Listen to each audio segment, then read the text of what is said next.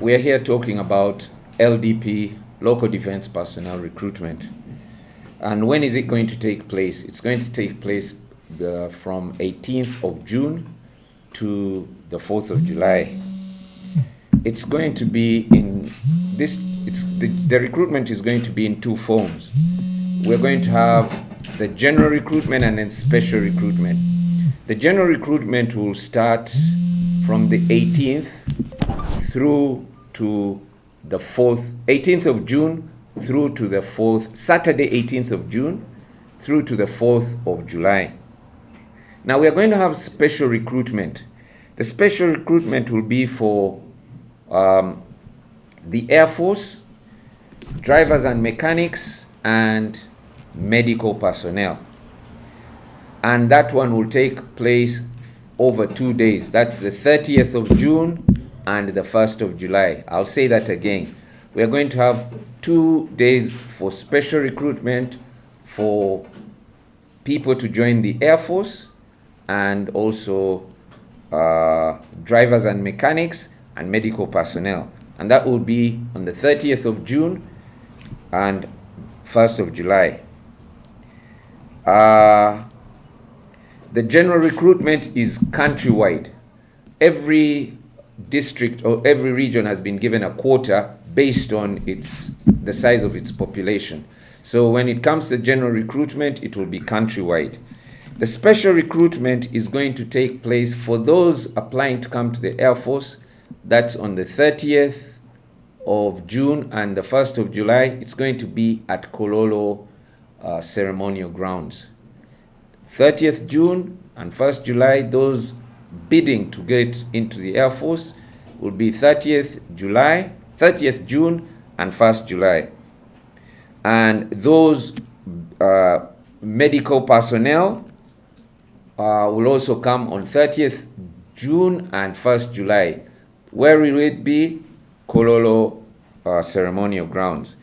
Now, for the drivers and mechanics, we'll also be making a special recruitment on the 30th of June and 1st of July. But where will it be? Gaddafi Barracks in Jinja. So for drivers and mechanics, you wait for the 30th and 30th of June and 1st of July, and you'll have 2 special days, 30th of June and 1st of July. How many people are we trying to recruit for the Air Force? 600. How many drivers and mechanics are we trying to get? 1,000. And medical personnel, we're looking for 100 doctors. 100 doctors. Now, so the total number of LDP is going to be recruited is 10,000. Of those, 8,300 will be from all the society. It will be general recruitment for 8,300, and then for the 1,700, it will be special recruitment. Who are we trying to recruit? What's the criteria? We're looking for all Ugandans. You have to be Ugandan. And what's proof of being Ugandan? Your national ID. The defense spokesperson will speak about the ID and he'll elaborate. You have to be between 18, you have to be an adult Ugandan, female or male. And so the ages we are taking are 18 to 30. And then we need a letter stamped and endorsed by the LC1 and the DISO. And what are these letters? These letters are not proof of nationality. These letters are proof that you do not have a crime, that you do not have a legal or a criminal liability. So whoever is coming to join us is not running away from society after committing crime. What is the education standard that we are looking at? You have to be UAC, which is S4 or its equivalent. There are some certificates that are equated to S4. So it's S4 or its equivalent and anything above S4. We have preference for certain targets. We're looking at artisans, emirimu gy'emikono. We're looking at welders, carpenters, plumbers, masons, these who deal with cement and all that. And then we're also looking at scientists and technicians. We're also looking at engineers of all sorts, engineers and para-engineers. We've told you we're looking at medical doctors. We're also looking at journalists like you. Please come and join the forces. We're looking at musicians, and we're looking at all other Ugandans who have S4 and above, but we have certain preferences. Now, at this juncture, I want to say that the recruitment will be guided by the Ministry of Health guidelines at that period. They will give, it's always Ministry of Health that will give us the guidelines. The question of national ID. We have had cases of forgeries. When we simply follow the NIN or national identification number, we end up finding people that indeed presented themselves as the owners of that NIN when actually they were forging.